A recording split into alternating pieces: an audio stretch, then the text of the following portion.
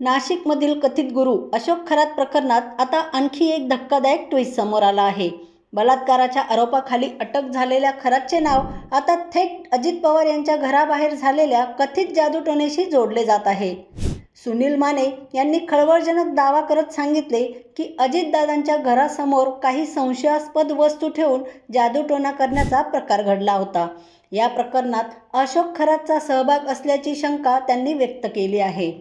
माने यांच्या म्हणण्यानुसार अजित पवार स्वतः अशा गोष्टींवर विश्वास ठेवत नाहीत, मात्र त्यांच्याच जवळच्या काही लोकांनी त्यांच्यावर प्रभाव टाकण्यासाठी हे प्रकार केल्याचा आरोप आहे.